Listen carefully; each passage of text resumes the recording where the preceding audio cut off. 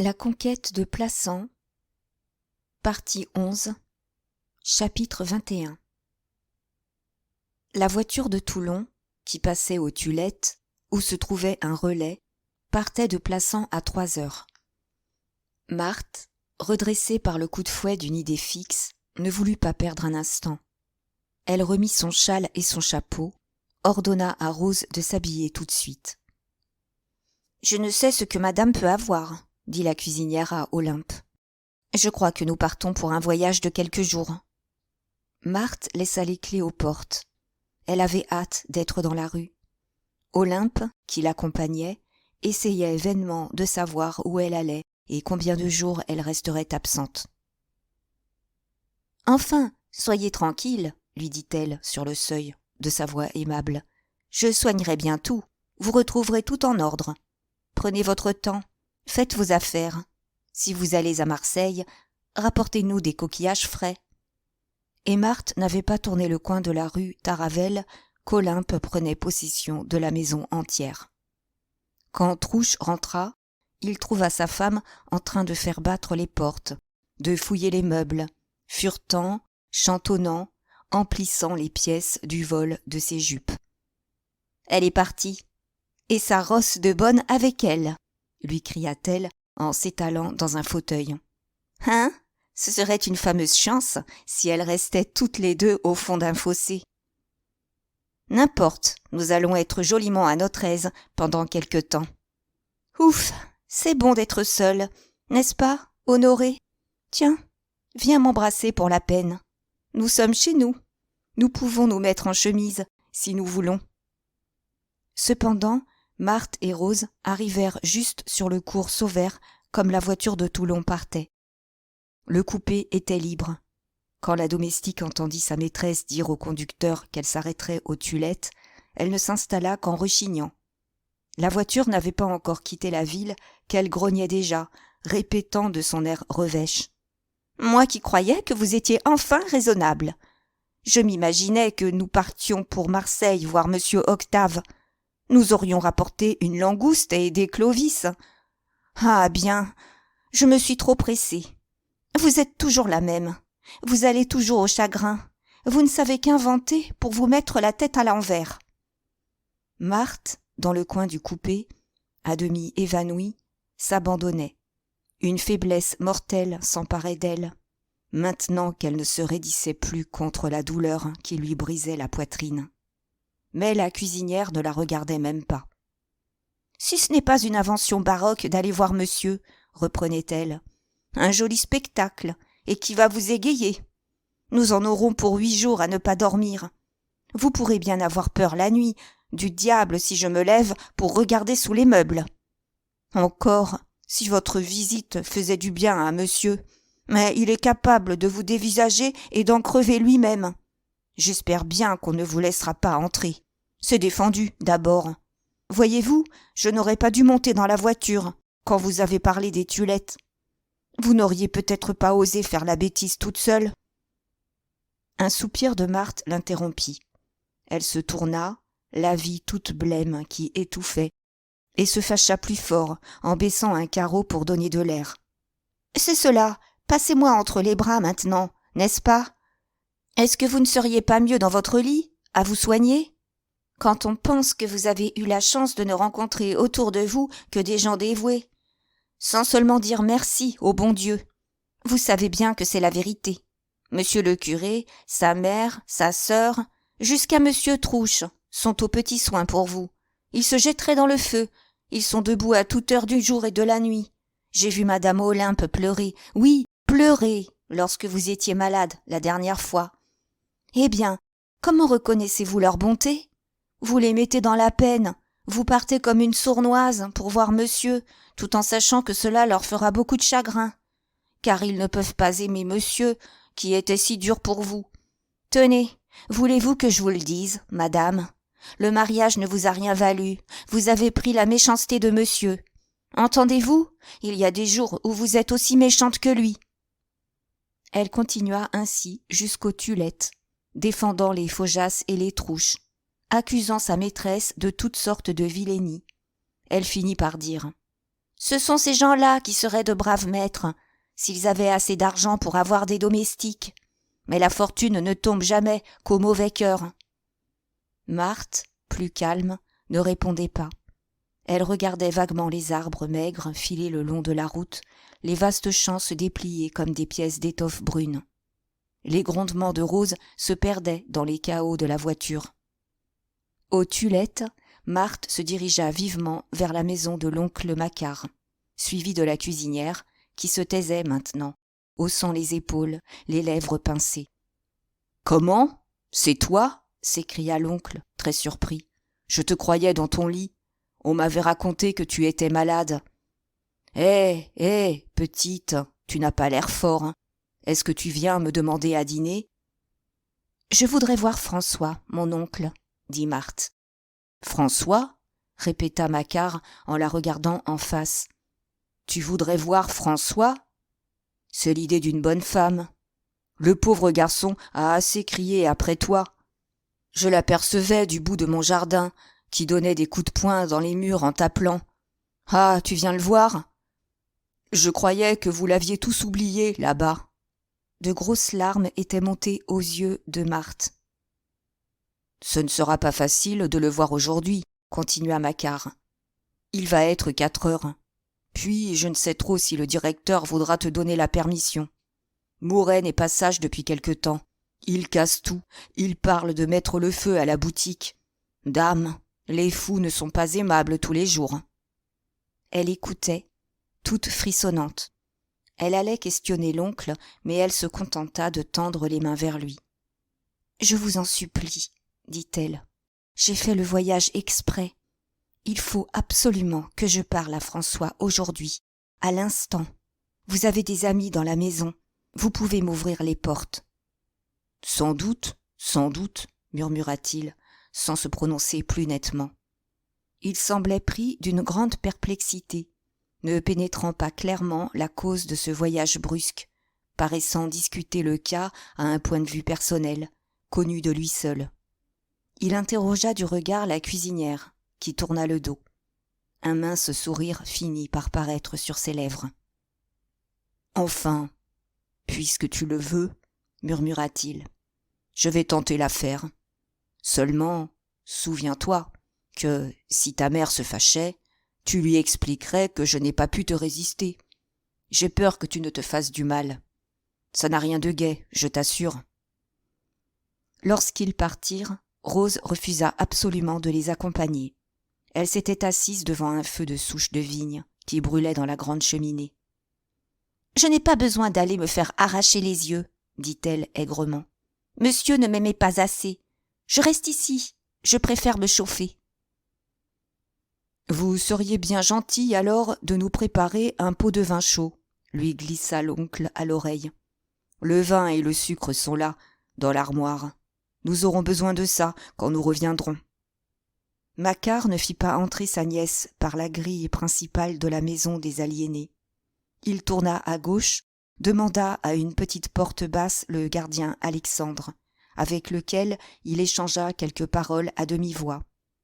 Puis, silencieusement, ils s'engagèrent tous trois dans des corridors interminables. Le gardien marchait le premier. « Je vais t'attendre ici, » dit Macquart en s'arrêtant dans une petite cour. « Alexandre restera avec toi. »« J'aurais voulu être seule, » murmura Marthe. « Madame ne serait pas à la noce, » répondit le gardien avec un sourire tranquille. « Je risque déjà beaucoup. » Il lui fit traverser une seconde cour et s'arrêta devant une petite porte. Comme il tournait doucement la clé, il reprit en baissant la voix. « N'ayez pas peur, il est plus calme depuis ce matin. On a pu lui retirer la camisole. S'il se fâchait, vous sortiriez à reculons, n'est-ce pas ? Et vous me laisseriez seule avec lui. » Marthe entra, tremblante, la gorge sèche. Elle ne vit d'abord qu'une masse repliée contre le mur, dans un coin. Le jour pâlissait, le cabanon n'était éclairé que par une lueur de cave tombant d'une fenêtre grillée, garnie d'un tablier de planches. « Hé, mon brave !» cria familièrement Alexandre, en allant taper sur l'épaule de Mouret. Je vous amène une visite. Vous allez être gentil, j'espère. » Il revint s'adosser contre la porte, les bras ballants, ne quittant pas le fou des yeux. Mouret s'était lentement relevé. Il ne parut pas surpris le moins du monde. « C'est toi, ma bonne, » dit-il de sa voix paisible. « Je t'attendais. J'étais inquiet des enfants. » Marthe, dont les genoux fléchissaient, le regardait avec anxiété, rendue muette par cet accueil attendri. D'ailleurs, il n'avait point changé. Il se portait même mieux, gros et gras, la barbe faite, les yeux clairs. Ses tics de bourgeois satisfait avaient reparu. Il se frotta les mains, cligna la paupière droite, piétina, en bavardant de son air goguenard des bonjours. « Je suis tout à fait bien, ma bonne. Nous allons pouvoir retourner à la maison. Tu viens me chercher, n'est-ce pas?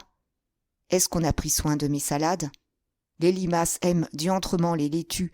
Le jardin en était rongé. Mais je sais un moyen pour les détruire.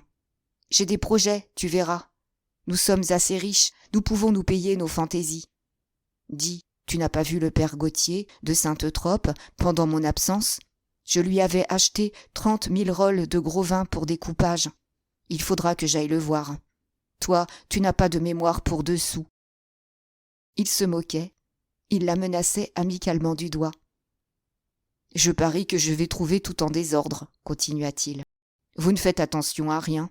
Les outils traînent, les armoires restent ouvertes. Rose salit les pièces avec son balai. Et Rose, pourquoi n'est-elle pas venue? Ah, quelle tête! En voilà une dont nous ne ferons jamais rien. Tu ne sais pas, elle a voulu me mettre à la porte, un jour. Parfaitement. La maison est à elle, c'est à mourir de rire. Mais tu ne me parles pas des enfants. Désirée est toujours chez sa nourrice, n'est-ce pas? Nous irons l'embrasser, nous lui demanderons si elle s'ennuie. Je veux aussi aller à Marseille, car Octave me donne de l'inquiétude. La dernière fois que je l'ai vu, je l'ai trouvé bien dissipé. Je ne parle pas de Serge, celui-là est trop sage, il sanctifiera toute la famille. Tiens, cela me fait plaisir de parler de la maison. » Et il parla toujours, demandant des nouvelles de chaque arbre de son jardin, s'arrêtant aux détails les plus minimes du ménage, montrant une mémoire extraordinaire à propos d'une foule de petits faits. Marthe, profondément touchée de l'affection tatillonne qu'il lui témoignait, croyait voir une délicatesse suprême dans le soin qu'il prenait de ne lui adresser aucun reproche, de ne pas même faire la moindre allusion à ses souffrances. Elle était pardonnée. Elle jurait de racheter son crime en devenant la servante soumise de cet homme, si grand dans sa bonhomie, et de grosses larmes silencieuses coulaient sur ses joues, pendant que ses genoux se pliaient pour lui crier merci. « Méfiez-vous, » lui dit le gardien à l'oreille. « Il a des yeux qui m'inquiètent. »« Mais il n'est pas fou, » balbutia-t-elle. « Je vous jure qu'il n'est pas fou. Il faut que je parle au directeur. Je veux l'emmener tout de suite. »« Méfiez-vous, » répéta rudement le gardien en la tirant par le bras. Mouret, au milieu de son bavardage, venait de tourner sur lui-même, comme une bête assommée. Il s'aplatit par terre. Puis, lestement, il marcha à 4 pattes, le long du mur.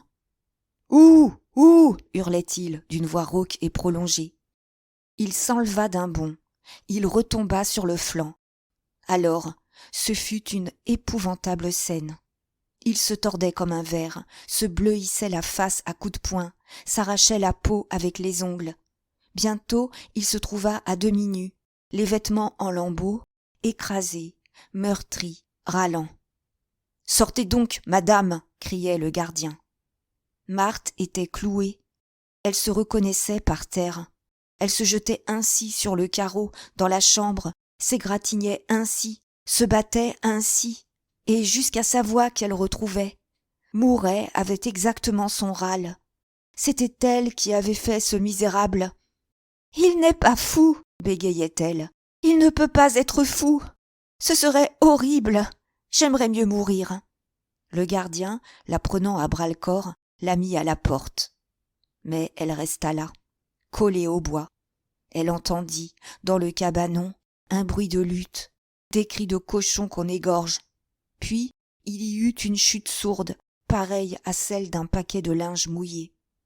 Et un silence de mort régna. Quand le gardien ressortit, la nuit était presque tombée. Elle n'aperçut qu'un trou noir, par la porte entrebâillée. « Fichtre !» dit le gardien, encore furieux. « Vous êtes drôle, vous, madame, à crier qu'il n'est pas fou. J'ai failli y laisser mon pouce, qu'il tenait entre ses dents. Le voilà tranquille pour quelques heures. » Et, tout en la reconduisant, il continuait. « Vous ne savez pas comme ils sont tous malins, ici. Ils font les gentils pendant des heures entières. Ils vous racontent des histoires qui ont l'air raisonnables. Puis, crac, sans crier gare, ils vous sautent à la gorge. Je voyais bien tout à l'heure qu'il manigançait quelque chose pendant qu'il parlait de ses enfants. Il avait les yeux tout à l'envers. » Quand Marthe retrouva l'oncle Macquart dans la petite cour, elle répéta fiévreusement, sans pouvoir pleurer, d'une voix lente et cassée. « Il est fou, il est fou. » « Sans doute, il est fou, » dit l'oncle en ricanant. « Est-ce que tu comptais le trouver faisant le jeune homme ? On ne l'a pas mis ici pour des prunes, peut-être. D'ailleurs, la maison n'est pas saine. Au bout de 2 heures, j'y deviendrai enragé, moi. » Il l'étudiait du coin de l'œil, surveillant ses moindres tressaillements nerveux. Puis, de son ton bonhomme. « Tu veux peut-être voir la grand-mère ?» Marthe eut un geste d'effroi en se cachant le visage entre ses mains. « Ça n'aurait dérangé personne, » reprit-il. « Alexandre nous aurait fait ce plaisir. Elle est là, à côté, et il n'y a rien à craindre avec elle. Elle est bien douce. N'est-ce pas, Alexandre, qu'elle n'a jamais donné de l'ennui à la maison ? Elle reste assise, à regarder devant elle. Depuis 12 ans, elle n'a pas bougé. Enfin, puisque tu ne veux pas la voir. » Comme le gardien prenait congé d'eux, il l'invita à venir boire un verre de vin chaud, en clignant les yeux d'une certaine façon, ce qui parut décider Alexandre à accepter. Ils durent soutenir Marthe, dont les jambes se dérobaient à chaque pas. Quand ils arrivèrent, il la portait, la face convulsée, les yeux ouverts, roidis par une de ces crises nerveuses qui la tenaient comme morte pendant des heures. « Là, qu'est-ce que j'avais dit ?» cria Rose en les apercevant. « Elle est dans un joli état, et nous voilà propres pour retourner. Est-il permis, mon Dieu, d'avoir une tête si drôlement bâtie ? Monsieur aurait dû l'étrangler, ça lui aurait donné une leçon. »« Bah, dit l'oncle, je vais l'allonger sur mon lit. Nous n'en mourrons pas pour passer la nuit autour du feu. » Il tira un rideau de cotonnade qui masquait une alcôve. Rose alla déshabiller sa maîtresse en grondant. « Il n'y avait rien à faire, disait-elle, qu'à lui mettre une brique chaude aux pieds. »« Maintenant qu'elle est dans le dodo, nous allons boire un coup, » reprit l'oncle avec son ricanement de loup rangé. « Il sent diablement bon, votre vin chaud, la mère. »« J'ai trouvé un citron sur la cheminée. Je l'ai pris, » dit Rose. « Et vous avez bien fait. Il y a de tout, ici. Quand je fais un lapin, rien n'y manque, je vous en réponds. » Il avait avancé la table devant la cheminée. Il s'assit entre la cuisinière et Alexandre, versant le vin chaud dans de grandes tasses jaunes. Quand il eut avalé 2 gorgées, religieusement, « Bigre !» s'écria-t-il en faisant claquer la langue. « Voilà du bon vin chaud. Vous vous y entendez ? Il est meilleur que le mien. Il faudra que vous me laissiez votre recette. » Rose, calmée, chatouillée par ces compliments, se mit à rire. Le feu de souche de vigne étalait un grand brasier rouge. Les tasses furent remplies de nouveau. « Alors, » dit Macquart en s'accoudant pour regarder la cuisinière en face, « ma nièce est venue comme ça, par un coup de tête. »« Ne m'en parlez pas, » répondit-elle, « cela me remettrait en colère. Madame devient folle comme monsieur. Elle ne sait plus qui elle aime ni qui elle n'aime pas. Je crois qu'elle a eu une dispute avec monsieur le curé avant de partir. J'ai entendu leurs voix qui criaient. » L'oncle eut un gros rire. « Ils étaient pourtant bien d'accord, » murmura-t-il. « Sans doute, mais rien ne dure avec une cervelle comme celle de madame. Je parie qu'elle regrette les volées que monsieur lui administrait la nuit. Nous avons retrouvé le bâton dans le jardin. » Il la regarda plus attentivement, en disant entre 2 gorgées de vin chaud. Peut-être qu'elle venait chercher François. « Ah, Dieu nous en garde !» cria Rose d'un air d'effroi. « Monsieur ferait un beau ravage à la maison. Il nous tuerait tous. Tenez, c'est là ma grande peur. Je tremble toujours qu'il n'arrive une de ces nuits pour nous assassiner. Quand je songe à cela, dans mon lit, je ne puis m'endormir. Il me semble que je le vois entrer par la fenêtre, avec des cheveux hérissés et des yeux luisants comme des allumettes. » Macquart s'égayait bruyamment, tapant sa tasse sur la table. « Ça serait drôle, répéta-t-il. Il ne doit pas vous aimer, le curé surtout, qui a pris sa place. Il n'en ferait qu'une bouchée, du curé, tout gaillard qu'il est, car les fous sont rudement forts, à ce qu'on assure. Dis, Alexandre, vois-tu le pauvre François tomber chez lui? Il nettoierait le plancher proprement. Moi, ça m'amuserait. » Et il jetait des coups d'œil au gardien, qui buvait le vin chaud d'un air tranquille, se contentant d'approuver de la tête. « C'est une supposition, c'est pour rire, » reprit Macquart en voyant les regards épouvantés que Rose fixait sur lui. À ce moment, Marthe se tordit furieusement derrière le rideau de cotonnade.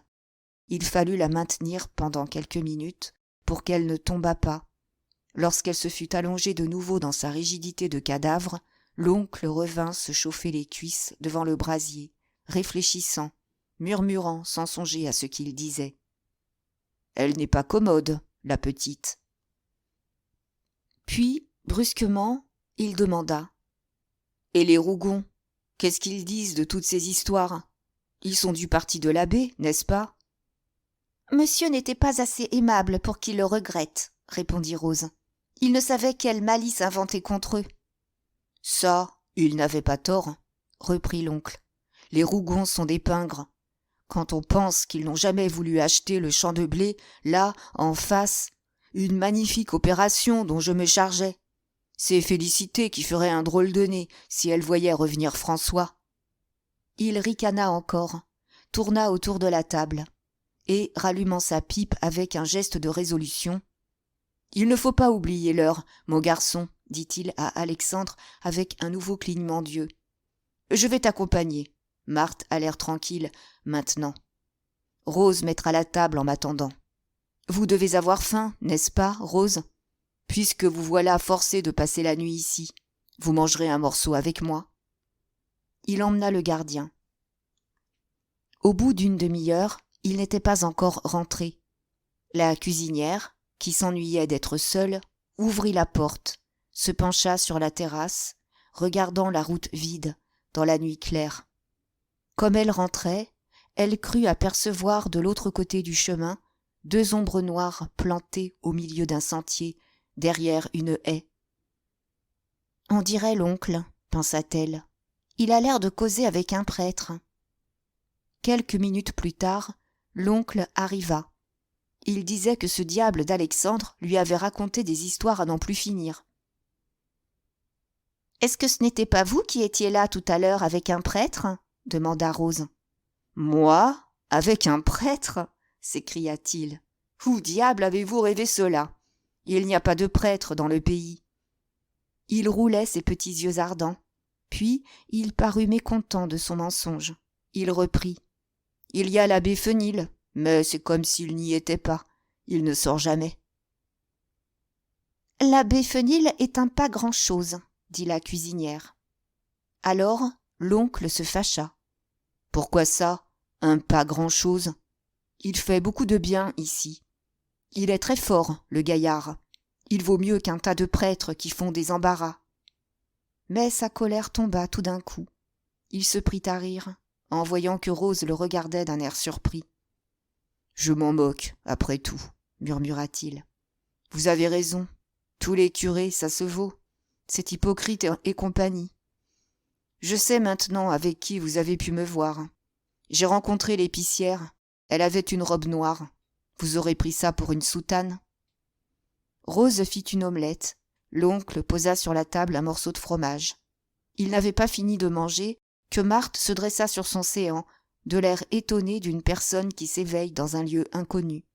Quand elle eut écarté ses cheveux et que la mémoire lui revint, elle sauta à terre, disant qu'elle voulait partir sur le champ. Macquart parut très contrarié de ce réveil. « C'est impossible, tu ne peux pas retourner à Plassans ce soir, dit-il. Tu grelottes de fièvre, tu tomberas malade en chemin. Repose-toi, demain nous verrons.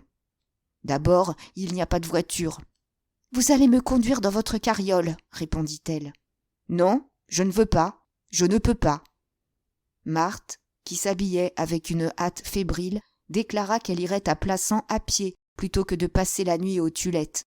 L'oncle délibérait. Il avait fermé la porte et glissé la clé dans sa poche.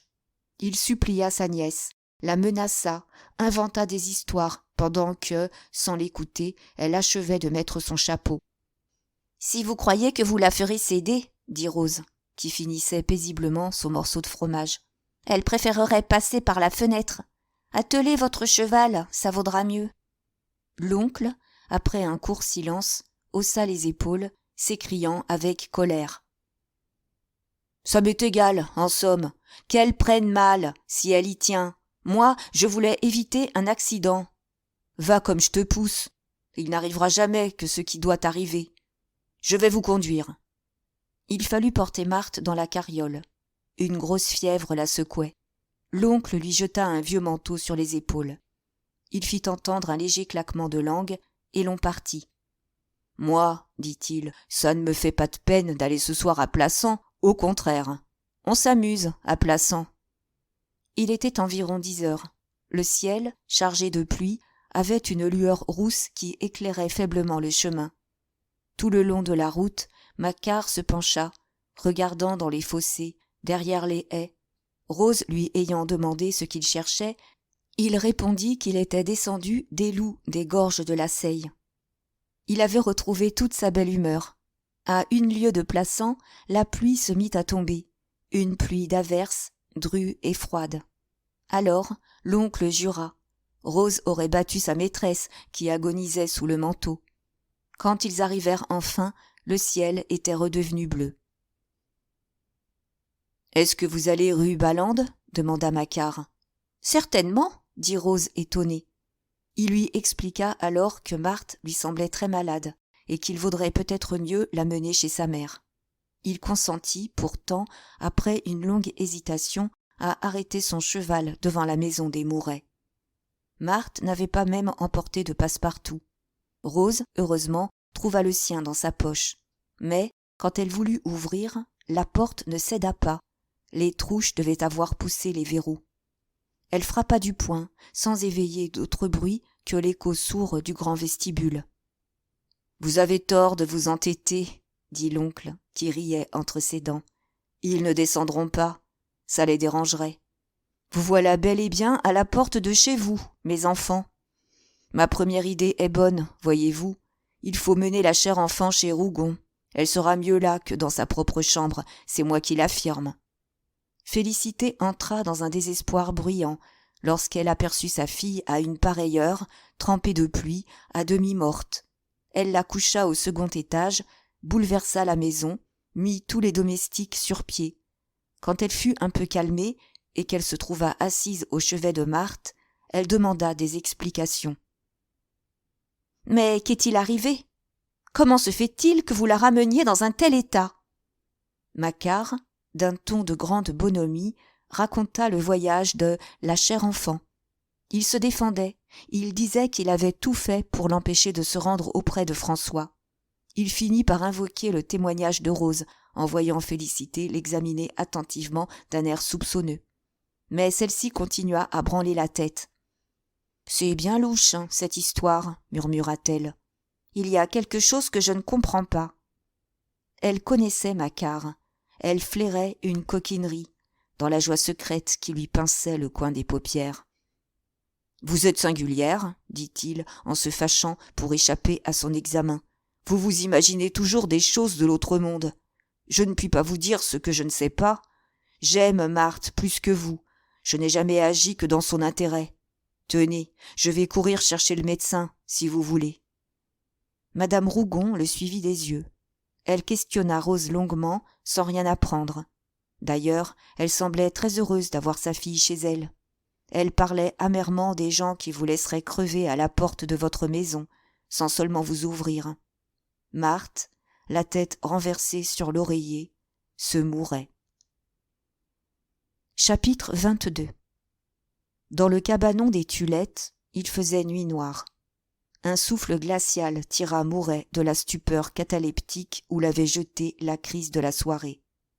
Accroupi contre le mur, il resta un moment immobile, les yeux ouverts, roulant doucement la tête sur le froid de la pierre, geignant comme un enfant qui s'éveille. Mais il avait les jambes coupées par un courant d'air si humide qu'il se leva et regarda. En face de lui, il aperçut la porte du cabanon grande ouverte.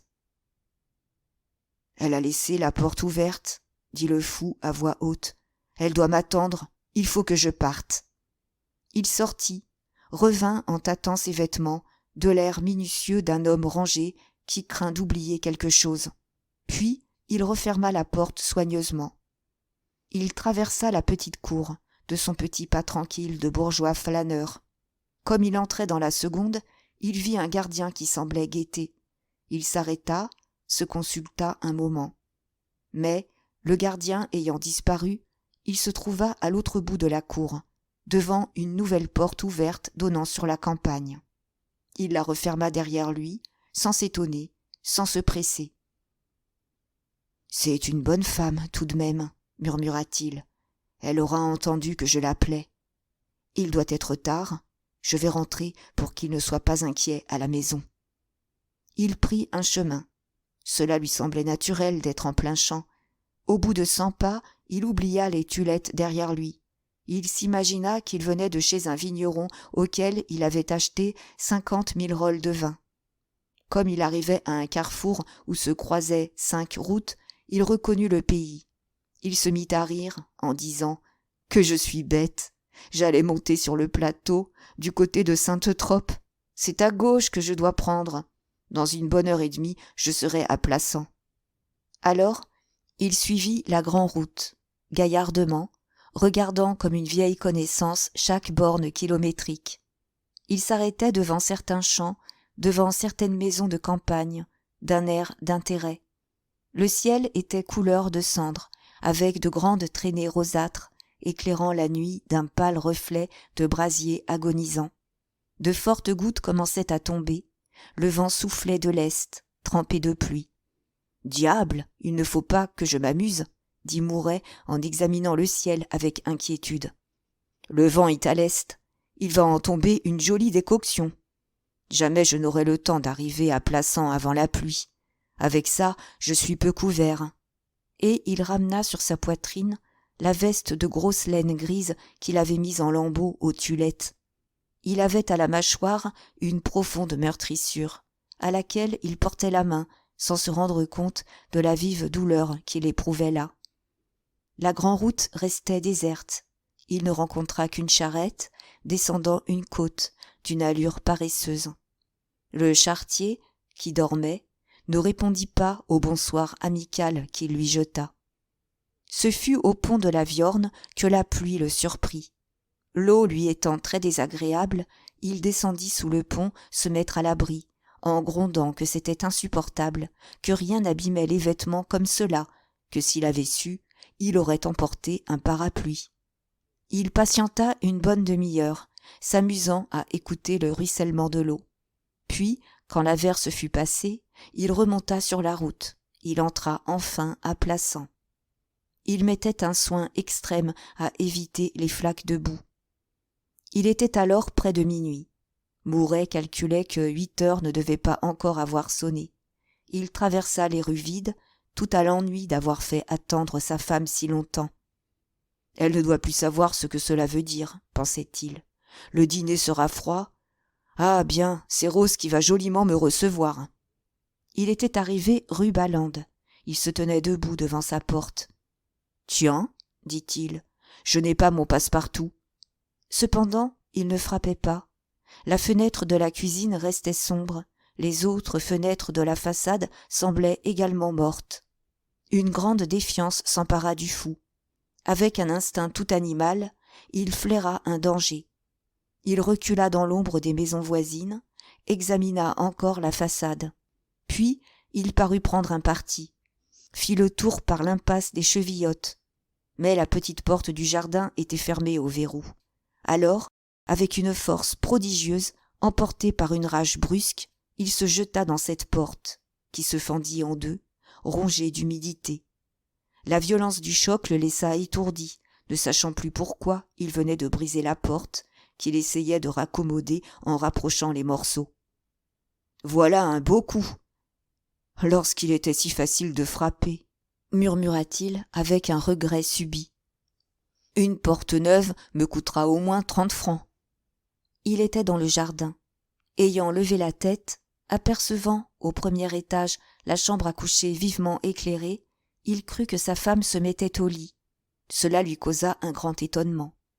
Sans doute il avait dormi sous le pont en attendant la fin de l'averse. Il devait être très tard. En effet, les fenêtres voisines, celles de M. Rastoil aussi bien que celles de la sous-préfecture, étaient noires. Et il ramenait les yeux lorsqu'il vit une lueur de lampe au second étage, derrière les rideaux épais de l'abbé Faujas. Ce fut comme un œil flamboyant, allumé au front de la façade, qui le brûlait. Il se serra les tempes entre ses mains brûlantes, la tête perdue, roulant dans un souvenir abominable, dans un cauchemar évanoui, où rien de net ne se formulait, où s'agitait, pour lui et les siens, la menace d'un péril ancien, grandi lentement, devenu terrible, au fond duquel la maison allait s'engloutir, s'il ne la sauvait. « Marthe, Marthe, où es-tu » balbutia-t-il à demi-voix. « Viens, emmène les enfants. » Il chercha Marthe dans le jardin, mais il ne reconnaissait plus le jardin. Il lui semblait plus grand et vide et gris et pareil à un cimetière. Les buis avaient disparu, les laitues n'étaient plus là, les arbres fruitiers semblaient avoir marché. Il revint sur ses pas, se mit à genoux pour voir si ce n'étaient pas les limaces qui avaient tout mangé. Les buis surtout, la mort de cette haute verdure lui serrait le cœur, comme la mort d'un coin vivant de la maison. Qui donc avait tué les buis? Quel faux avait passé là, rasant tout, bouleversant jusqu'aux touffes de violettes qu'il avait plantées au pied de la terrasse? Un sourd grondement montait en lui, en face de cette ruine. « Marthe, Marthe, où es-tu » appela-t-il de nouveau. Il la chercha dans la petite serre, à droite de la terrasse. La petite serre était encombrée des cadavres séchés des grands buis. Ils s'empilaient, en fascines, au milieu de tronçons d'arbres fruitiers, épars comme des membres coupés. Dans un coin, la cage qui avait servi aux oiseaux de Désirée pendait à un clou, lamentable, la porte crevée, avec des bouts de fil de fer qui se hérissaient. Le fou recula, pris de peur, comme s'il avait ouvert la porte d'un caveau. Bégayant, le sang à la gorge, il monta sur la terrasse, rôda devant la porte et les fenêtres closes. La colère, qui grandissait en lui, donnait à ses membres une souplesse de bête. Il se ramassait, marchait sans bruit, cherchait une fissure. Un soupirail de la cave lui suffit. Il s'amincit, se glissa avec une habileté de chat, égratignant le mur de ses ongles.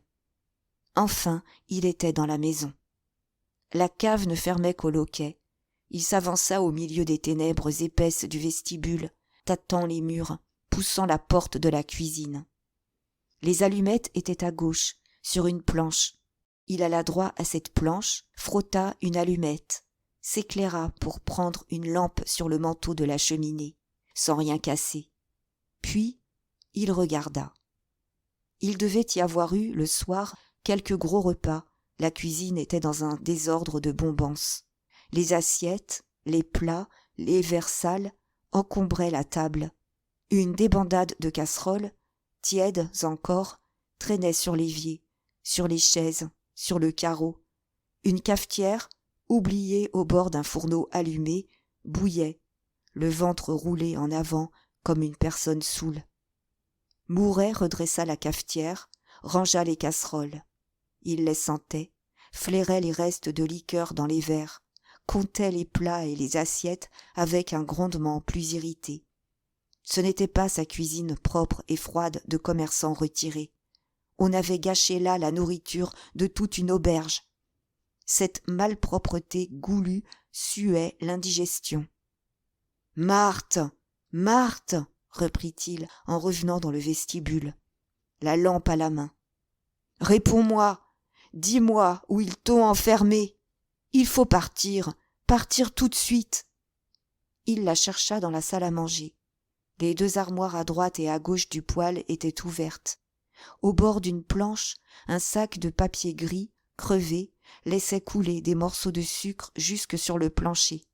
Plus haut, il aperçut une bouteille de cognac sans goulot bouchée avec un tampon de linge. Et il monta sur une chaise pour visiter les armoires. Elles étaient à moitié vides. Les bocaux de fruits à l'eau-de-vie, tous entamés à la fois. Les pots de confiture ouverts et sucés. Les fruits mordus, les provisions de toutes sortes rongées, salies comme par le passage d'une armée de rats. Ne trouvant pas Marthe dans les armoires, il regarda partout, derrière les rideaux, sous la table. Des os y roulaient, parmi des mie de pain gâchés. Sur la toile cirée, l'écu des verres avait laissé des ronds de sirop. Alors il traversa le corridor, il la chercha dans le salon. Mais, dès le seuil, il s'arrêta.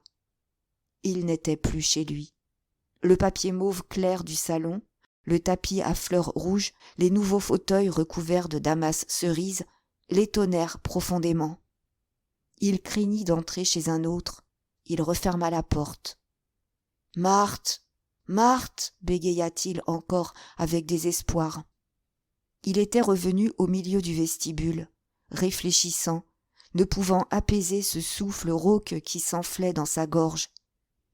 Où se trouvait-il donc, qu'il ne reconnaissait aucune pièce? Qui donc lui avait ainsi changé sa maison? Et les souvenirs se noyaient. Il ne voyait que des ombres se glisser le long du corridor. 2 ombres noires d'abord, pauvres, polies, s'effaçant. Puis 2 ombres grises et louches qui ricanaient. Il leva la lampe dont la mèche s'effarait. Les ombres grandissaient, s'allongeaient contre les murs, montaient dans la cage de l'escalier, emplissaient, dévoraient la maison entière. Quelque ordure mauvaise, quelque ferment de décomposition introduit là, avait pourri les boiseries, rouillé le fer, fendu les murailles. Alors, il entendit la maison s'émietter comme un plâtras tombé de moisissure, se fondre comme un morceau de sel jeté dans une eau tiède. En haut, des rires clairs sonnaient, qui lui hérissaient le poil. Posant la lampe à terre, il monta pour chercher Marthe. Il monta à 4 pattes, sans bruit, avec une légèreté et une douceur de loup. Quand il fut sur le palier du 1er étage, il s'accroupit devant la porte de la chambre à coucher. Une raie de lumière passait sous la porte. Marthe devait se mettre au lit. « Ah bien, dit la voix d'Olympe, il est joliment bon leur lit. Vois donc comme on enfonce, Honoré, j'ai de la plume jusqu'aux yeux. » Elle riait, elle s'étalait, sautait au milieu des couvertures. « Veux-tu que je te dise, reprit-elle, eh bien, depuis que je suis ici, j'ai envie de coucher dans ce dodo-là. C'était une maladie, quoi. Je ne pouvais pas voir cette bringue de propriétaire se carrer là-dedans sans avoir une envie furieuse de la jeter par terre pour me mettre à sa place. C'est qu'on a chaud tout de suite. Il me semble que je suis dans du coton. » Trouche, qui n'était pas couchée, remuait les flacons de la toilette. « Elle a toutes sortes d'odeurs, » murmurait-il. « Tiens, » continua Olympe, « puisqu'elle n'y est pas, nous pouvons bien nous payer la belle chambre. Il n'y a pas de danger qu'elle vienne nous déranger. J'ai poussé les verrous. Tu vas prendre froid, Honoré. » Il ouvrait les tiroirs de la commode, fouillait dans le linge. « Mets donc cela, » dit-il en jetant une chemise de nuit à Olympe. « C'est plein de dentelle. J'ai toujours rêvé de coucher avec une femme qui aurait de la dentelle. Moi, je vais prendre ce foulard rouge. Est-ce que tu as changé les draps ? » « Ma foi, non, » répondit-elle. « Je n'y ai pas pensé. Ils sont encore propres. Elle est très soigneuse de sa personne. Elle ne me dégoûte pas. Et, comme Trouche se couchait enfin, elle lui cria « Apporte les grogs sur la table de nuit. Nous n'allons pas nous relever pour les boire à l'autre bout de la chambre. » Là, mon gros chéri, nous sommes comme de vrais propriétaires. Ils s'étaient allongés côte à côte, l'édredon au menton, cuisant dans une chaleur douce. « J'ai bien mangé ce soir, » murmura Trouche au bout d'un silence. « Et bien bu, » ajouta Olympe en riant. « Moi, je suis très chic. Je dois tout tourner. Ce qui est embêtant, c'est que maman est toujours sur notre dos. Aujourd'hui, elle a été assommante. Je ne puis plus faire un pas dans la maison. Ce n'est pas la peine que la propriétaire s'en aille si maman reste ici à faire le gendarme. Ça m'a gâté ma journée. »« Est-ce que l'abbé ne songe pas à s'en aller ?» demanda Trouche, après un nouveau silence. « Si on le nomme évêque, il faudra bien qu'il nous lâche la maison. »« On ne sait pas, » répondit-elle, de méchante humeur. « Maman pense peut-être à la garder. On serait si bien, tout seul. Je ferais coucher la propriétaire dans la chambre de mon frère, en haut. Je lui dirai qu'elle est plus saine. Passe-moi donc le verre, Honoré. » Ils burent tous les deux. Ils se renfoncèrent sous les couvertures. « Bah, » reprit Trouche, « ce ne serait pas facile de les faire déguerpir, mais on pourrait toujours essayer. Je crois que l'abbé aurait déjà changé de logement s'il ne craignait que la propriétaire fît un scandale en se voyant lâchée. J'ai envie de travailler la propriétaire. Je lui conterai des histoires pour les faire flanquer à la porte. » Il but de nouveau. « Si je lui faisais la cour, hein, ma chérie ?» dit-il plus bas. « Ah non !» s'écria Olympe, qui se mit à rire comme si on la chatouillait. « Tu es trop vieux, tu n'es pas assez beau. »« Ça me serait bien égal, mais elle ne voudrait pas de toi, c'est sûr. Laisse-moi faire, je lui montrerai la tête. C'est moi qui donnerai congé à maman et à Ovide, puisqu'ils sont si peu gentils avec nous. »« D'ailleurs, si tu ne réussis pas, murmura-t-il, j'irai dire partout qu'on a trouvé l'abbé couché avec la propriétaire. Cela fera un tel bruit qu'il sera bien forcé de déménager. » Olympe s'était assise sur son séant. « Tiens, dit-elle, mais c'est une bonne idée, ça. Dès demain, il faut commencer. Avant 1 mois, la Cambuse est à nous. Je vais t'embrasser pour la peine. » Cela les égaya beaucoup. Ils dirent comment ils arrangeraient la chambre. Ils changeraient la commode de place. Ils monteraient 2 fauteuils du salon. Leur langue s'embarrassait de plus en plus. Un silence se fit. « Allons bon, te voilà parti, » bégaya Olympe. « Tu ronfles les yeux ouverts. Laisse-moi me mettre sur le devant. Au moins, je finirai mon roman. Je n'ai pas sommeil, moi. » Elle se leva, le roula comme une masse vers la ruelle, et se mit à lire. Mais, dès la première page, elle tourna la tête avec inquiétude du côté de la porte. Elle croyait entendre un singulier grondement dans le corridor. Puis elle se fâcha. « Tu sais bien que je n'aime pas ces plaisanteries-là, » dit-elle en donnant un coup de coude à son mari. « Ne fais pas le loup. On dirait qu'il y a un loup à la porte. Continue, si ça t'amuse. Va, tu es bien agaçant. » Et elle se replongea dans son roman, furieuse, après avoir sucé la tranche de citron de son grog. Mouret, de son allure souple, quitta la porte où il était resté blotti. Il monta au 2e étage, s'agenouiller devant la chambre de l'abbé Faujas, se haussant jusqu'au trou de la serrure. Il étouffait le nom de Marthe dans sa gorge, l'œil ardent, fouillant les coins de la chambre, s'assurant qu'on ne la cachait point là. La grande pièce nue était pleine d'ombre. Une petite lampe posée au bord de la table laissait tomber sur le carreau un rond étroit de clarté. Le prêtre, qui écrivait, ne faisait lui-même qu'une tache noire au milieu de cette lueur jaune. Après avoir cherché derrière la commode, derrière les rideaux, Mouret s'était arrêté au lit de fer, sur lequel le chapeau du prêtre étalait comme une chevelure de femme. Marthe, sans doute, était dans le lit.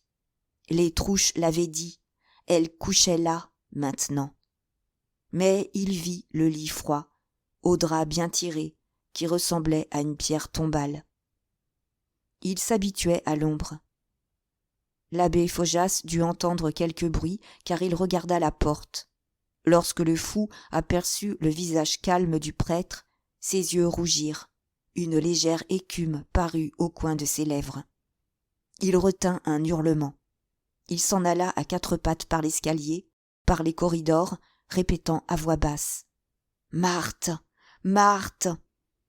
Il la chercha dans toute la maison, dans la chambre de Rose, qu'il trouva vide, dans le logement des Trouches, empli du déménagement des autres pièces, dans les anciennes chambres des enfants, où il sanglota en rencontrant sous sa main une paire de petites bottines éculées que Désiré avait portées. Il montait, descendait, s'accrochait à la rampe, se glissait le long des murs, faisait le tour des pièces à tâtons, sans se cogner, avec son agilité extraordinaire de fou prudent. Bientôt, il n'y eut pas un coin de la cave au grenier qu'il n'eût flairé. Marthe n'était pas dans la maison, les enfants non plus, Rose non plus. La maison était vide, la maison pouvait crouler. Mouret s'assit sur une marche de l'escalier, entre le premier et le second étage. Il étouffait ce souffle puissant qui, malgré lui, gonflait sa poitrine. Il attendait, les mains croisées, le dos appuyé à la rampe, les yeux ouverts dans la nuit, tout à l'idée fixe qu'il mûrissait patiemment. Ses sens prenaient une finesse telle qu'il surprenait les plus petits bruits de la maison. En bas, Trouche ronflait. Olympe tournait les pages de son roman avec le léger froissement du doigt contre le papier. Au second étage, la plume de l'abbé Faujas avait un bruissement de pattes d'insectes, tandis que, dans la chambre voisine, madame Faujas, endormie, semblait accompagner cette aigre musique de sa respiration forte. Mouret passa 1 heure, les oreilles aux aguets. Ce fut Olympe qui succomba la première au sommeil. Il entendit le roman tomber sur le tapis. Puis l'abbé Faujas posa sa plume, se déshabilla avec des frôlements discrets de pantoufles, les vêtements glissaient mollement, le lit ne craqua même pas. Toute la maison était couchée. Mais le fou sentait, à l'haleine trop grêle de l'abbé, qu'il ne dormait pas. Peu à peu, cette haleine grossit. Toute la maison dormait. Mouret attendit encore 1 demi-heure. Il écoutait toujours avec un grand soin, comme s'il eût entendu les 4 personnes couchées là descendre, d'un pas de plus en plus lourd, dans l'engourdissement du profond sommeil. La maison, écrasée dans les ténèbres, s'abandonnait. Alors il se leva, gagna lentement le vestibule. Il grondait. Marthe n'y est plus, la maison n'y est plus, rien n'y est plus. Il ouvrit la porte donnant sur le jardin. Il descendit à la petite serre. Là, il déménagea méthodiquement les grands buis séchés.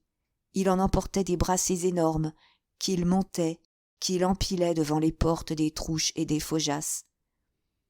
Comme il était pris d'un besoin de grande clarté, il alla allumer dans la cuisine toutes les lampes, qu'il revint poser sur les tables des pièces, sur les paliers de l'escalier, le long des corridors. Puis il transporta le reste des fascines de buis. Les tas s'élevaient plus haut que les portes.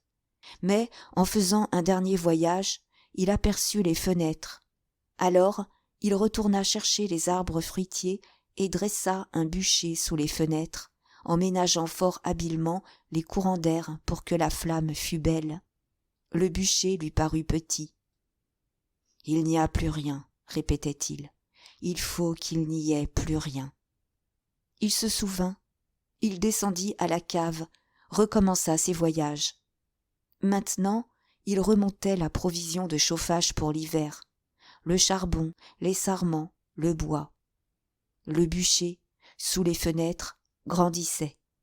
À chaque paquet de sarments qu'il rangeait proprement, il était secoué d'une satisfaction plus vive. Il distribua ensuite le combustible dans les pièces du rez-de-chaussée, en laissa un tas dans le vestibule, un autre dans la cuisine. Il finit par renverser les meubles, par les pousser sur les tas. 1 heure lui avait suffi pour cette rude besogne. Sans souliers, courant les bras chargés, Il s'était glissé partout, avait tout charrié avec une telle adresse qu'il n'avait pas laissé tomber une seule bûche trop rudement. Il semblait doué d'une vie nouvelle, d'une logique de mouvement extraordinaire. Il était, dans l'idée fixe, très fort, très intelligent. Quand tout fut prêt, il jouit un instant de son œuvre. Il allait de tas en tas, se plaisait à la forme carrée des bûchers, faisait le tour de chacun d'eux, en frappant doucement dans ses mains d'un air de satisfaction extrême. Quelques morceaux de charbon étant tombés le long de l'escalier, il courut chercher un balai, enleva proprement la poussière noire des marches. Il acheva ainsi son inspection, en bourgeois soigneux qui entend faire les choses comme elles doivent être faites, d'une façon réfléchie. La jouissance l'effarait peu à peu. Il se courbait, se retrouvait à quatre pattes, courant sur les mains, soufflant plus fort, avec un ronflement de joie terrible. Alors, il prit un sarment. Il alluma l'état. Il commença par l'état de la terrasse, sous les fenêtres. D'un bond, il rentra, enflamma l'état du salon et de la salle à manger, de la cuisine et du vestibule. Puis il sauta d'étage en étage, jetant les débris embrasés de son sarment sur les tas barrant les portes des Trouche et des Faujas. Une fureur croissante le secouait. La grande clarté de l'incendie achevait de l'affoler. Il descendit à 2 reprises avec des sauts prodigieux, tournant sur lui-même, traversant l'épaisse fumée, activant de son souffle les brasiers dans lesquels il rejetait des poignées de charbon ardent.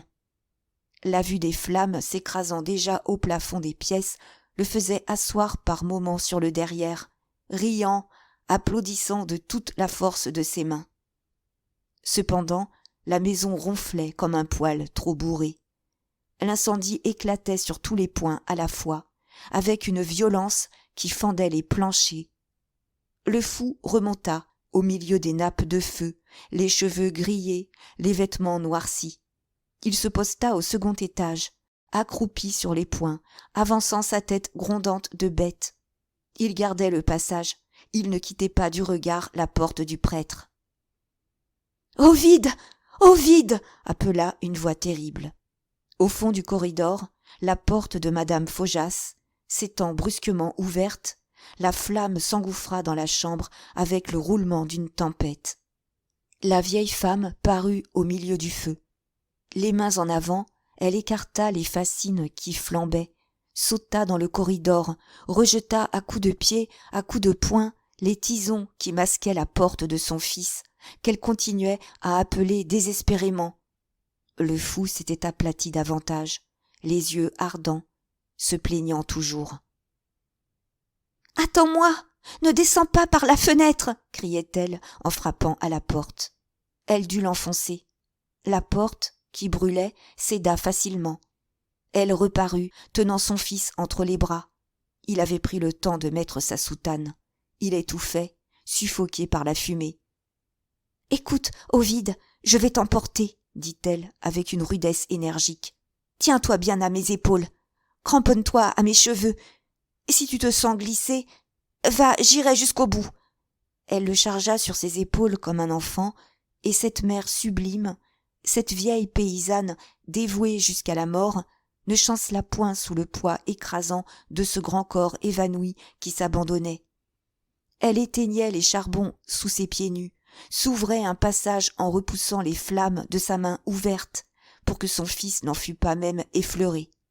Mais, au moment où elle allait descendre, le fou, qu'elle n'avait pas vu, sauta sur l'abbé Faujas, qui lui arracha des épaules. Sa plainte lugubre s'achevait dans un hurlement tandis qu'une crise le tordait au bord de l'escalier. Il meurtrissait le prêtre, l'égratignait, l'étranglait. « Marthe ! Marthe !» cria-t-il. Et il roula avec le corps le long des marches embrasées. Pendant que madame Faujas, qui lui avait enfoncé les dents en pleine gorge, buvait son sang. Les Trouche flambaient dans leur ivresse, sans un soupir. La maison, dévastée et minée, s'abattait au milieu d'une poussière d'étincelles. Chapitre 23. Macquart ne trouva pas chez lui le docteur Porquier, qui accourut seulement vers 00h30. Toute la maison était encore sur pied. Rougon seul n'avait pas bougé de son lit. Les émotions le tuaient, disait-il. Félicité, assise sur la même chaise au chevet de Marthe, se leva pour aller à la rencontre du médecin. « Ah, cher docteur, nous sommes bien inquiets, » murmura-t-elle. « La pauvre enfant n'a pas fait un mouvement depuis que nous l'avons couchée là. Ses mains sont déjà froides. Je les ai gardées dans les miennes, inutilement. » Le docteur Porquier regarda attentivement le visage de Marthe, puis, sans l'examiner autrement, il resta debout, pinçant les lèvres, faisant de la main un geste vague. « Ma bonne madame Rougon, dit-il, il vous faut bien du courage. » Félicité éclata en sanglots. « C'est la fin, continua-t-il à voix plus basse. Il y a longtemps que j'attends ce triste dénouement. Je dois vous le confesser aujourd'hui. La pauvre madame Mouret avait les 2 poumons attaqués et la phtisie chez elle se compliquait d'une maladie nerveuse. » Il s'était assis, gardant au coin des lèvres son sourire de médecin bien élevé, qui se montrait poli même à l'égard de la mort. « Ne vous désespérez pas, ne vous rendez pas malade, chère dame. La catastrophe était prévue. Une circonstance pouvait la hâter tous les jours. La pauvre madame Mouret devait tousser, étant jeune, n'est-ce pas? J'estime qu'elle a couvé pendant des années les germes du mal. Dans ces derniers temps, depuis 3 ans surtout, la phtisie faisait en elle des progrès effrayants. Et quelle piété, quelle ferveur! J'étais touché à la voir s'en aller si saintement. Que voulez-vous? Les décrets de Dieu sont insondables, la science est bien souvent impuissante. » Et, comme madame Rougon pleurait toujours, il lui prodigua les plus tendres consolations. Il voulut absolument qu'elle prît une tasse de tilleul pour se calmer. « Ne vous tourmentez pas, je vous en conjure, » répétait-il. « Je vous assure qu'elle ne sent déjà plus son mal. Elle va s'endormir ainsi, tranquillement. Elle ne reprendra connaissance qu'au moment de l'agonie. Je ne vous abandonne pas, d'ailleurs. Je reste là, bien que tous mes soins soient inutiles à présent. Je reste en ami, chère dame, en ami, entendez-vous ?» Il s'installa commodément pour la nuit, dans un fauteuil. Félicité s'apaisait un peu. Le docteur Porquier lui ayant fait entendre que Marthe n'avait plus que quelques heures à vivre, elle eut l'idée d'envoyer chercher Serge au séminaire, qui était voisin. Quand elle pria Rose de se rendre au séminaire, celle-ci refusa d'abord. « Vous voulez donc le tuer aussi, ce pauvre petit ?» dit-elle. « Ça lui porterait un coup trop rude d'être réveillé au milieu de la nuit, pour venir voir une morte. Je ne veux pas être son bourreau. » Rose gardait rancune à sa maîtresse. Depuis que celle-ci agonisait, elle tournait autour du lit, furieuse, bousculant les tasses et les bouteilles d'eau chaude. « Est-ce qu'il y a du bon sens à faire ce que madame a fait ?» ajouta-t-elle. « Ce n'est la faute à personne si elle est allée prendre la mort auprès de monsieur. Et maintenant, il faut que tout soit en l'air. Elle nous fait tous pleurer. Non, certes, je ne veux pas qu'on force le petit à se lever en sursaut. » Cependant, elle finit par se rendre au séminaire. Le docteur Porquier s'était allongé devant le feu. Les yeux à demi fermés, il continuait à prodiguer de bonnes paroles à madame Rougon. Un léger râle commençait à soulever les flancs de Marthe. L'oncle Macquart, qui n'avait point reparu depuis 2 grandes heures, poussa doucement la porte. « D'où venez-vous donc ?» lui demanda Félicité, qui l'emmena dans un coin. Il répondit qu'il était allé remiser sa carriole et son cheval à l'auberge des 3 Pigeons. Mais il avait des yeux si vifs, un air de sournoiserie si diabolique, qu'elle était reprise de 1000 soupçons. Elle oublia sa fille mourante, flairant une coquinerie qu'elle devait avoir intérêt à connaître. « On dirait que vous avez suivi et guetté quelqu'un, » reprit-elle en remarquant son pantalon boueux. « Vous me cachez quelque chose, Macquart. Cela n'est pas bien. Nous avons toujours été gentils pour vous. »« Oh, gentils !» murmura l'oncle en ricanant. « C'est vous qui le dites. Rougon est un cancre. Dans l'affaire du champ de blé, il s'est méfié de moi. Il m'a traité comme le dernier des derniers. Où donc est-il, Rougon? Il se dorlote, lui. Il ne se moque pas mal de la peine qu'on prend pour la famille. » Le sourire dont il accompagna ces dernières paroles inquiéta vivement Félicité. Elle le regardait en face. « Quelle peine avez-vous prise pour la famille ?» dit-elle. « Vous n'allez peut-être pas me reprocher d'avoir ramené ma pauvre Marthe des Tulettes. D'ailleurs, je vous le répète, tout ceci m'a l'air bien louche. J'ai questionné Rose. Il paraît que vous aviez l'idée de venir droit ici. Je m'étonne aussi que vous n'ayez pas frappé plus fort, rue Balande. On vous aurait ouvert. Ce n'est pas que je sois fâchée d'avoir la chère enfant chez moi. Elle mourra au moins parmi les siens. Elle n'aura que des visages amis autour d'elle. » L'oncle parut très surpris. Il l'interrompit d'un air inquiet. « Je vous croyais au mieux avec l'abbé Faujas. » Elle ne répondit pas.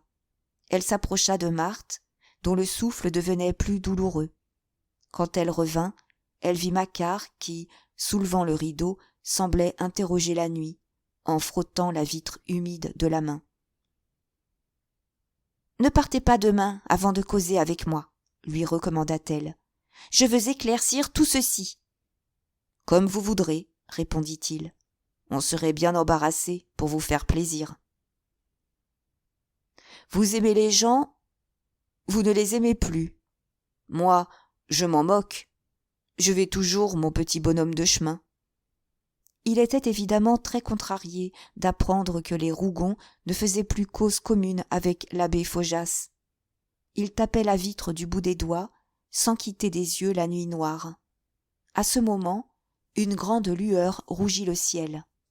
« Qu'est-ce donc ?» demanda Félicité. Il ouvrit la croisée. Il regarda. « On dirait un incendie, » murmura-t-il d'un ton paisible. « Ça brûle derrière la sous-préfecture. » La place s'emplissait de bruit.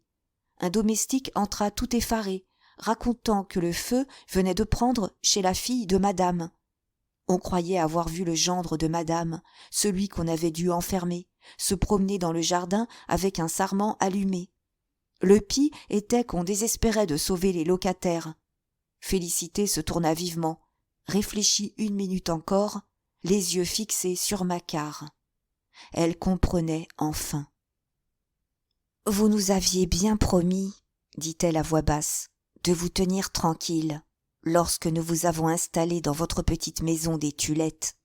Rien ne vous manque pourtant, vous êtes là comme un vrai rentier. C'est honteux, entendez-vous? Combien l'abbé Fenil vous a-t-il donné pour ouvrir la porte à François ?» Il se fâcha, mais elle le fit taire. Elle semblait beaucoup plus inquiète des suites de l'affaire qu'indignée par le crime lui-même. « Et quel abominable scandale, si l'on venait à savoir !» murmura-t-elle encore. « Est-ce que nous vous avons jamais rien refusé? Nous causerons demain. Nous reparlerons de ce chant dont vous nous cassez les oreilles. Si Rougon apprenait une pareille chose, il en mourrait de chagrin. » L'oncle ne put s'empêcher de sourire. Il se défendit plus violemment, jura qu'il ne savait rien, qu'il n'avait trempé dans rien. Puis, comme le ciel s'embrasait de plus en plus, et que le docteur Porquier était déjà descendu, l'oncle quitta la chambre, en disant d'un air pressé de curieux « Je vais voir. » C'était M. Pecker des Soleils qui avait donné l'alarme. Il y avait eu soirée à la sous-préfecture.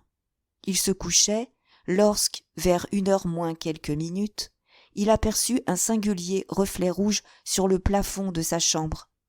S'étant approché de la fenêtre, il était resté très surpris en voyant un grand feu brûler dans le jardin des Maurets, tandis qu'une ombre, qu'il ne reconnut pas d'abord, dansait au milieu de la fumée en brandissant un sarment allumé.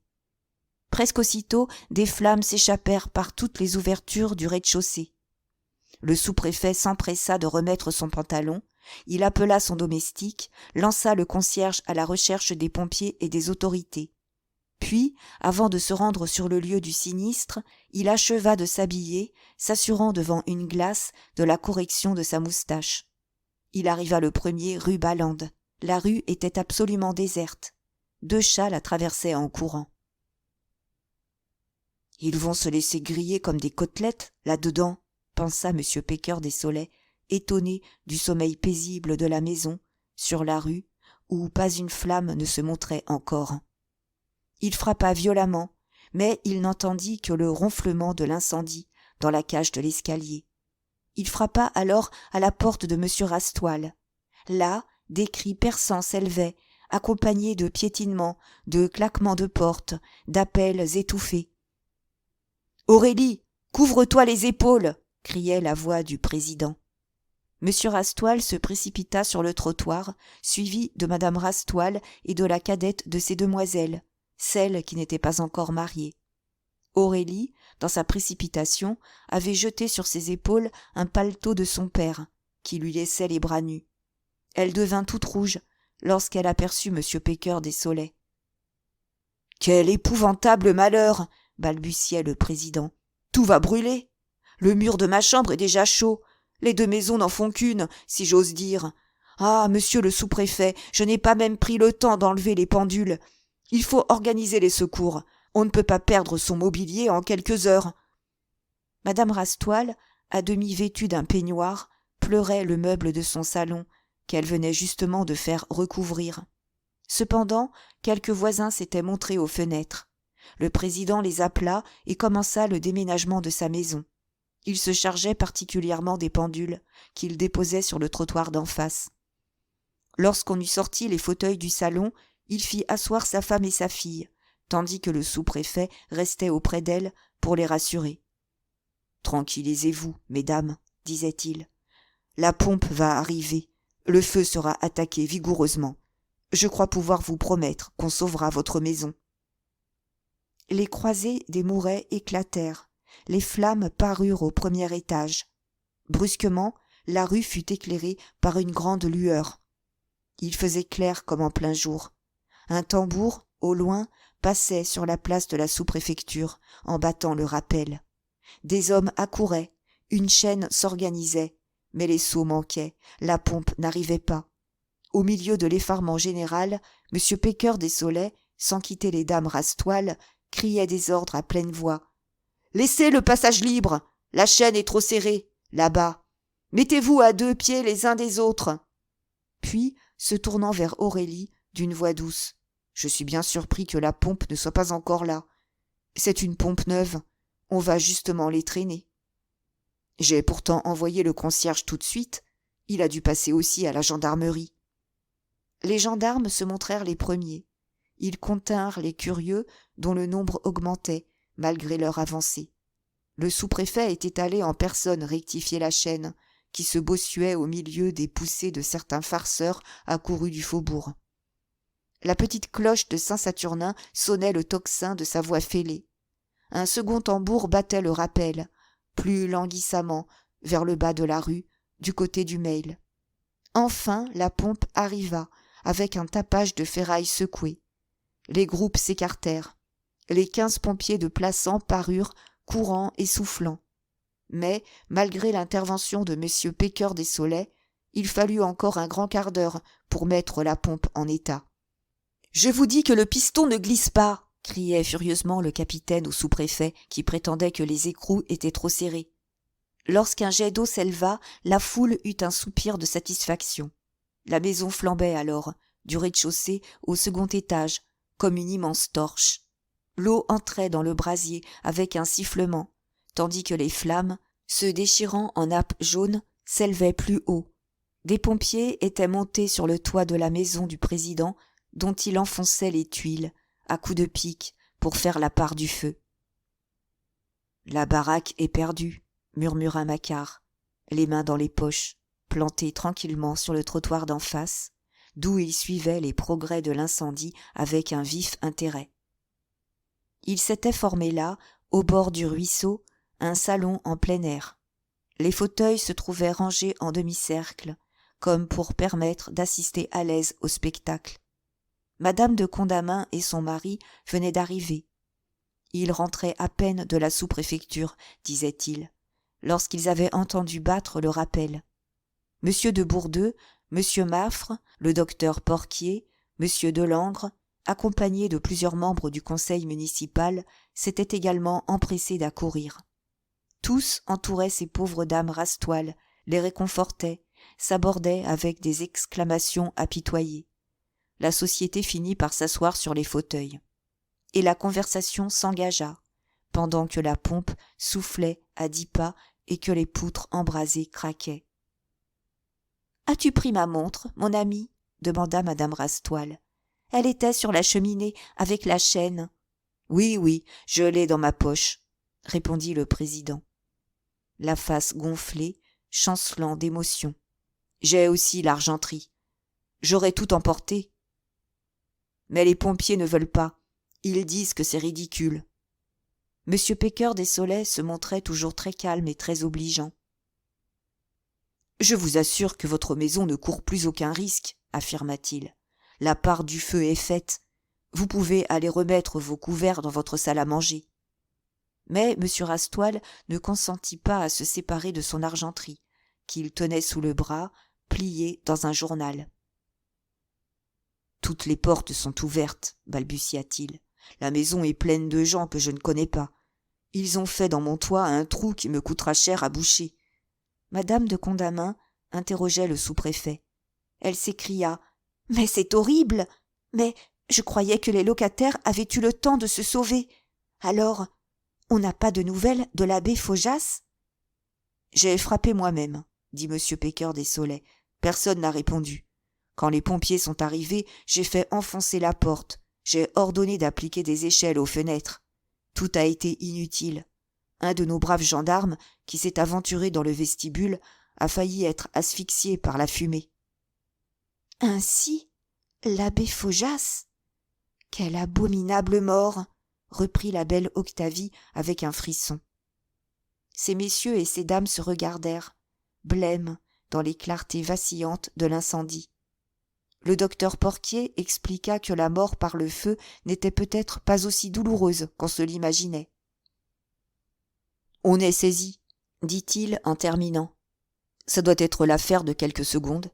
Il faut dire aussi que cela dépend de la violence du brasier. » Monsieur de Condamine comptait sur ses doigts. « Si madame Mouret est chez ses parents, comme on le prétend, cela fait toujours 4. L'abbé Faujas, sa mère, sa sœur et son beau-frère. C'est joli. » À ce moment, madame Rastoil se pencha à l'oreille de son mari. « Donne-moi ma montre, » murmura-t-elle. « Je ne suis pas tranquille. Tu te remues, tu vas t'asseoir dessus. » Une voix ayant crié que le vent poussait les flammèches du côté de la sous-préfecture, M. Pécœur des Soleils s'excusa, s'élança afin de parer à ce nouveau danger. Cependant, M. Delangre voulait qu'on tentât un dernier effort pour porter secours aux victimes. Le capitaine des pompiers lui répondit brutalement de monter aux échelles lui-même, s'il croyait la chose possible. Il disait n'avoir jamais vu un feu pareil. C'était le diable qui avait dû allumer ce feu-là, pour que la maison brûlât, comme un fagot, par tous les bouts à la fois. Le maire, suivi de quelques hommes de bonne volonté, fit alors le tour par l'impasse des Chevillottes. Du côté du jardin, peut-être pourrait-on monter. « Ce serait très beau, si ce n'était pas si triste, » remarqua madame de Condamine qui se calmait.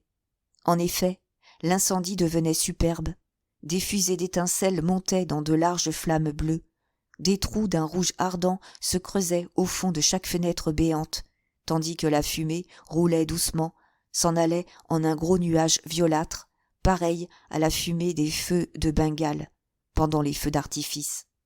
Ces dames et ces messieurs s'étaient pelotonnés dans les fauteuils. Ils s'accoudaient, s'allongeaient, levaient le menton.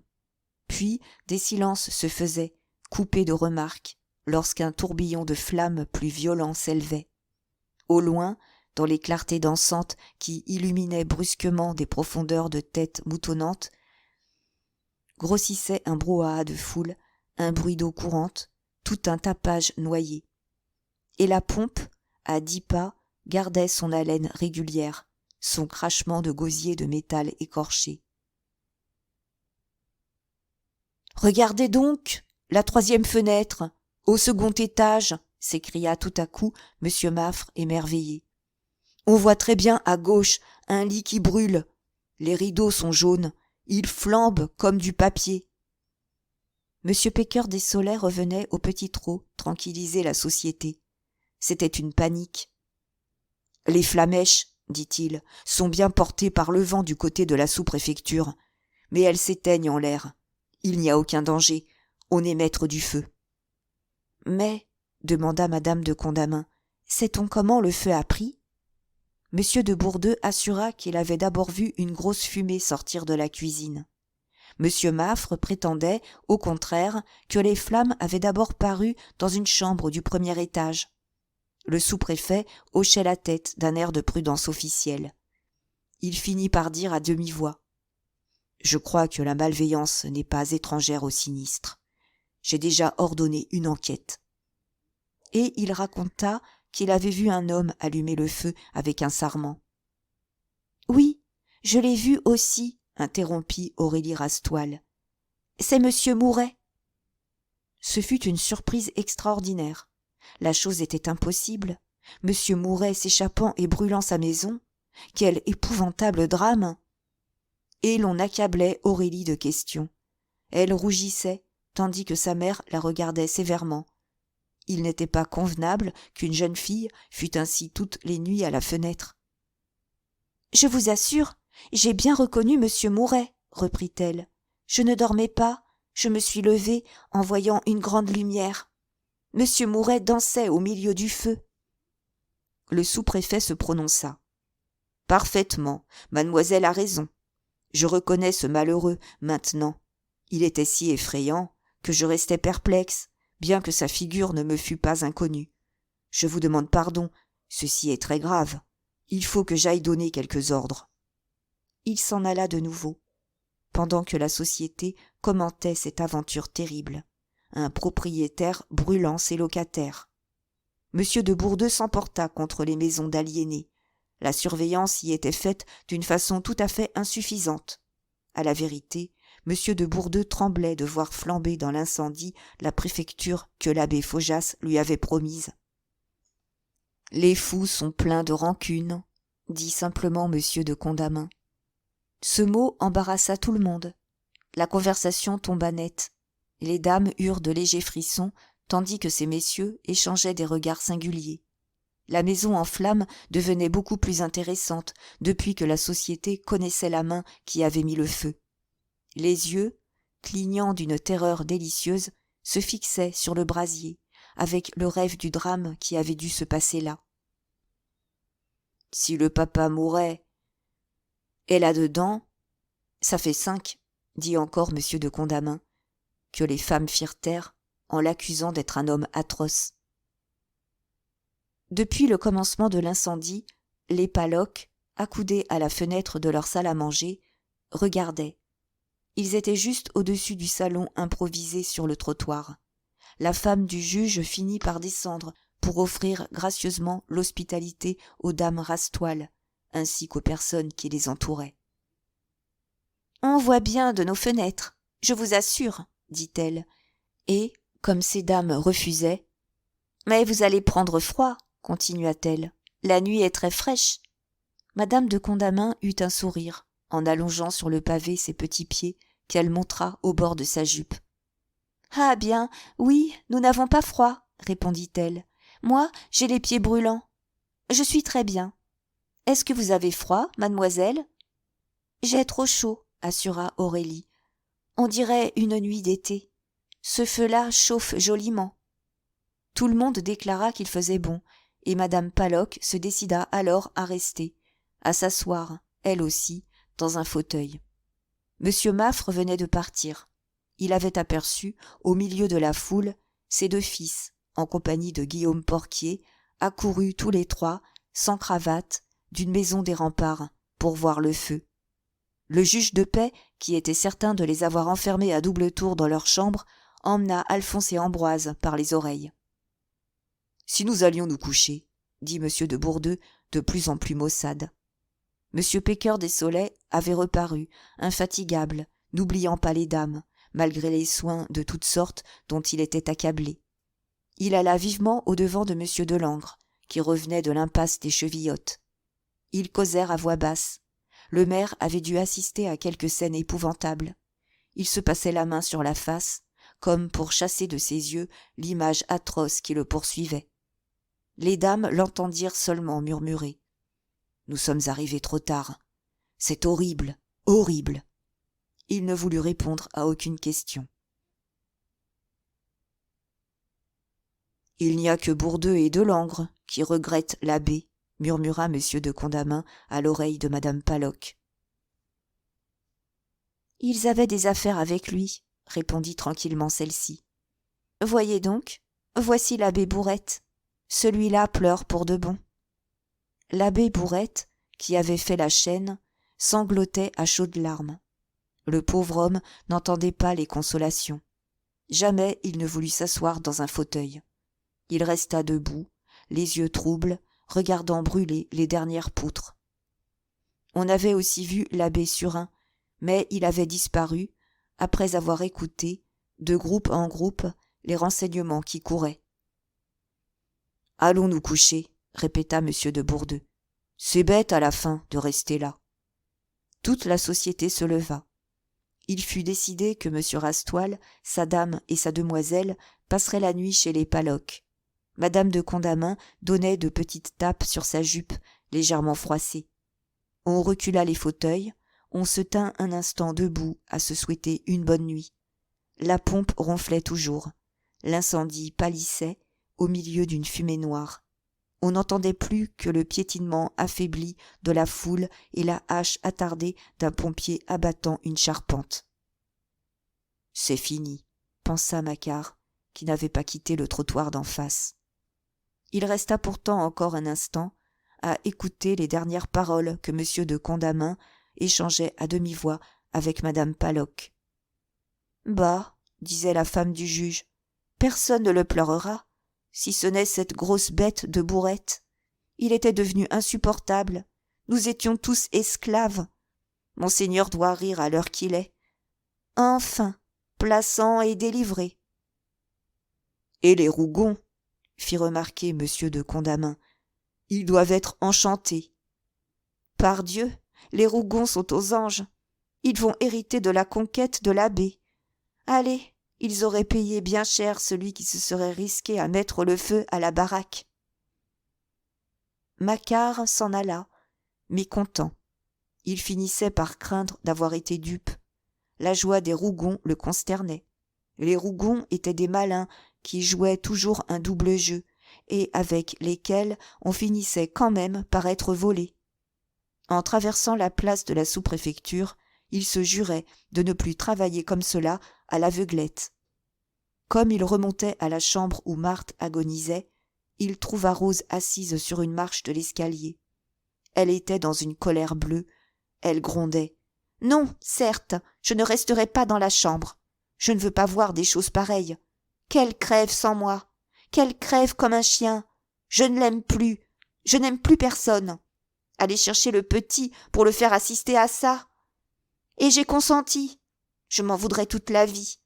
Il était pâle comme sa chemise, le chérubin. J'ai dû le porter du séminaire ici. J'ai cru qu'il allait rendre l'âme en route, tant il pleurait. C'est une pitié. Et il est là, maintenant, à l'embrasser. Moi, ça me donne la chair de poule.